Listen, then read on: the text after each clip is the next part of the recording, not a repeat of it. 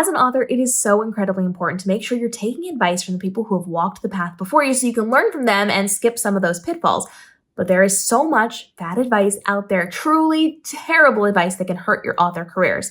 So today we are going to be doing some myth busting of some of the really popular ones that are going around right now, but there's so much really terrible advice that there will probably be sequels and spinoffs. So if you want to see those, tell me down below and hit the subscribe and notification bell so you do not miss out on those episodes. The first thing that I just resoundingly hear in this industry is that you have to pick a lane. In terms of indie or trad, you have to be a trad author or you have to be an indie author, and you cannot have a mix of both. That is just terrible advice. We talk about it a lot, making sure we diversify our income when it comes to being an author. I have a full series on how authors can make money aside from their book royalties, but you shouldn't just be pigeonholing yourself into one lane. You can do both. You can be a very good, strong, active indie and traditional writer. I do not recommend relying solely on traditional publishing because it is changing so dramatically. We're seeing those numbers start to go down as indie is rising. I think trad is great. If you can be a traditionally published author with one of the big 5 publishers, not small, not medium, not even some of the big ones, but like the biggest ones, you can do well over there. But you shouldn't just rely on that. Your eggs should not be in one basket because we keep watching them close down. We keep watching these people close down branches or entire publishing houses, and those authors are on their own. And we're seeing a lot of people who are leaning into smaller or medium-sized presses that they're not making the book sales. You're not making an income from that. So being traditional exclusively is not really going to work to most people's benefits. Being indie can, if you were stick to indie, you can be in charge of your own income, all of the things. You can make an income from that. We're seeing more and more people rise into the 6 and 7 figures every year when it comes to their indie books. But why are we just pigeonholing ourselves into one space? Why not reach that other traditional audience? So I very much like the idea of being both hybrid, being both traditional and indie published. Not hybrid as in a vanity press, but hybrid as in I am traditionally published by one of the big 5 publishers or the big publishers and indie published as well. So making sure that you have a well-rounded, well-balanced, and well-accessed career is going to be incredibly important. You want to make sure that you are doing indie and that you are doing traditional. Traditional is incredibly slow. It holds you back in so many ways, but it also gives you access to new audiences. And sometimes if you're, again, with the big 5 publishers and you're one of the favorites, you get access to their marketing budget. Indie allows you to make all the decisions and reach whoever you want, whenever you want, but it does require you putting in some upfront. So having that diverse background, both as indie and traditional, not only serves your bank account, but it also helps you reach a new audience. It gives you access to new people and new marketing plans and new things. It gives you access. Indie has access that trad doesn't have, and trad has access that indie doesn't have. So having that diversification, incredibly helpful. And I highly recommend looking into both of those as you are developing your author career. Another really bad piece of advice that I hear is that you should focus on slow releasing. If you are slowly releasing your novels one a year, one every 2 years, you're not going to be very profitable. The more that you can release and the faster you can release it, the better you're going to do, especially if you are in the indie community. Rapid release of your series leads to more sales and faster. People often will not read series until the entire thing is out. They're not going to start until it's completed because they've been left hanging so many times. And so the more you can put out, the faster you can put out, the more money you're going to make, the more you're going to be able to grow your community, all of those things. And that goes for traditional publishing too.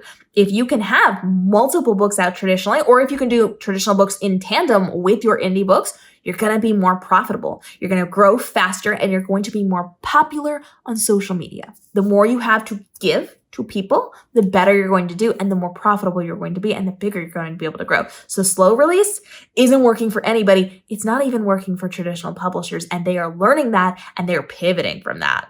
Of course, another thing that we often hear is that you should be editing your book while you're writing it. And for a very, very small percent of the population, maybe that works, but for most of us, it doesn't.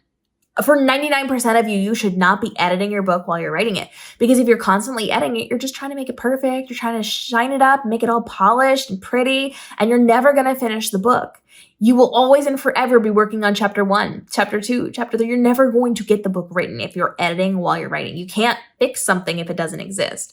So write your book, let it be messy, let it be a problem, and then come back and fix it.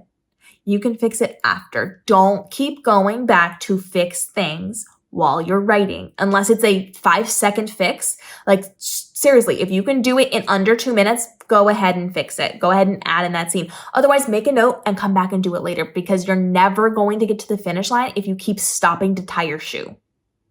Make sure that you write your book and then you can edit it. Another big one that we hear is that traditional publishers will do the marketing for you. If you are an author who doesn't like marketing or social media or all those things, if you just give your book to a traditional publisher, they'll do the work for you, and that is not happening. Every single author I know is required to do their publishing, and almost everybody, even from the big 5 publishers, has to do the vast majority of their marketing.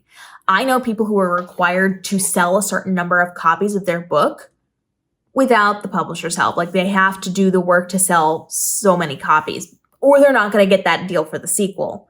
And so unless you are with the big 5 and you are their top person, you are not getting the majority of their marketing money. You will get some help, and you'll get some help leading up to your release. But the second your book is out, they're on to the next book. They're not here to help you for the remainder of that contract. So as a traditionally published author, you're going to be doing 90% of your marketing across the board, period, end of discussion, for the duration of your contract. So if you're getting into traditional publishing simply because you don't want to market, that is not a good reason. You have to understand you're still doing the vast majority of your marketing for your book when you sign that over, and you need to have better reasons to be signing with that traditional publisher if that's what you want to do. Another one that I cannot stress enough is that a cheap book cover will work. It will do. If you are in the indie space and you are buying your book cover for your book, please don't skimp on this. If you are buying one of those bargain basement book covers, you're going to make bargain basement sales because people judge a book by its cover. Save up. Don't publish your book until you can get a quality cover, because your cover quite literally is going to be responsible for the majority of the sales. People will not even read your blurb if the cover is not good. I keep seeing people who are making their own covers, who are using those low, like $20 covers, that $90 covers. They are not good. You must have a quality cover from a designer who understands the genre and the niche specifications on that cover. Somebody who knows what they're doing, because it will break your sales, period. You have to have a quality cover. And that doesn't mean it has to be exorbitantly expensive. It does not. It just means you cannot work with those people who are like the budget covers, because budget covers lead to extremely low ranks in your book sales. Be aware that your cover is the most important thing you should be spending money on when it comes to publishing your book. Have the money for it. Do the research, save up, do what you have to do. You don't have to spend a ton, but you gotta get quality. And if you have questions on that, I have tons of tutorials on that. I have behind the scenes on how book covers are made. I have the questions to ask book covers. Like, I've got it all because I'm a professional photographer and videographer and book cover designer and graphic designer, all those things. So I have tons of education to make sure you're getting a quality book cover that's going to work for what you need. And speaking of things that you need to pay for to publish your book, formatting probably doesn't have to be one of them. There was a time when you would need a professional formatter to format your book because they had to use programs that required knowledge and experience and training, but we don't need that anymore. We now have Vellum. We now have Atticus. These are drag and drop. You take your document, you drop it in, you add the graphics. You literally have somebody design your chapter headers or your cover page or whatever.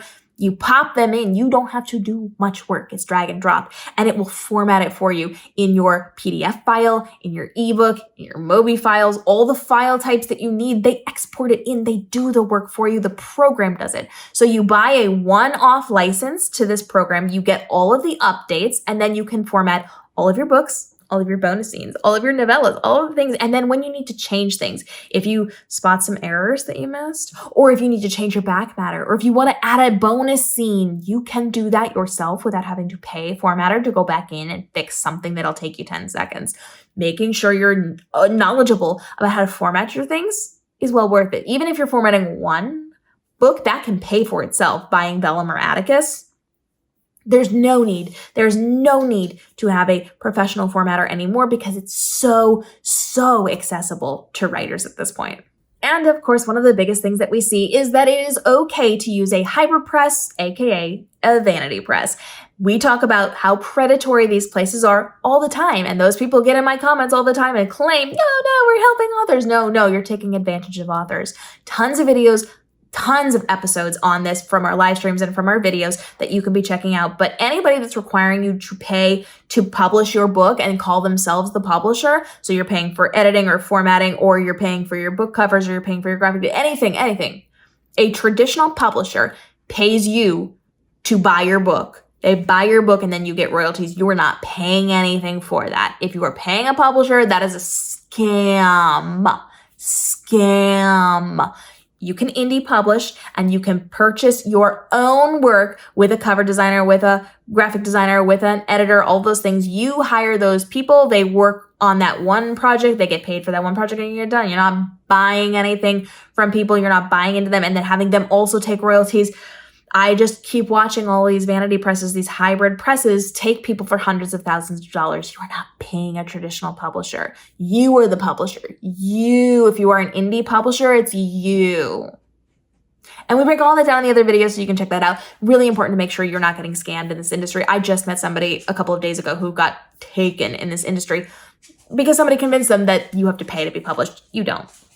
Okay, drop your questions down below because there is so much bad information in the author space. And like I said, like I keep saying, anybody can say anything on the internet. We keep watching people who are scam artists. Like if you Google their name and the word scam, you will see how many people they've taken in this industry, but they're still on TikTok Live giving interviews and having conversations and answering questions and taking more people for all of their money. So do your research before you're taking this advice from people. Make sure people have at least 3 published books out if they're giving you advice, because 1 time can be a fluke. 2 times can be a fluke. 3 times means they have a proven pattern of success. 3 books or more before you're taking advice, and make sure they're in the same space and the other people are saying that they are good, qualified people. They've helped other people. Make sure that the word scam is not attached to their name before you're taking their advice. And if you have questions, ask me. Okay, you should be doing your research on me too. All of that's on the internet. I am a trustworthy person because I have that credentials, I have that track record and a lot of things to back it, but don't just take my word for it. Go look me up. And then you can come and ask me and I will help you to know whether or not to take advice from other people as well. I am all about learning and growing from other people. So I am just going to be looking at the red flags and the green flags, giving you that information and letting you make the decisions. But if you've had things that you've heard that you're wondering about, I'm more than happy to get that answer for you as well. And if I don't have the answer, I bring in the experts who do. I bring you lawyers all the time. I bring you publishing experts. I bring you audiobook experts. I bring you these people to the channel to make sure we're getting you the best advice possible. So drop the questions down below and follow along for videos as we continue to help you navigate the world of publishing, from your writing to your publishing to your marketing, to make this your most profitable year ever with the least amount of stress, overwhelm, and time commitment on the content you're creating. We'll see you in the upcoming episodes.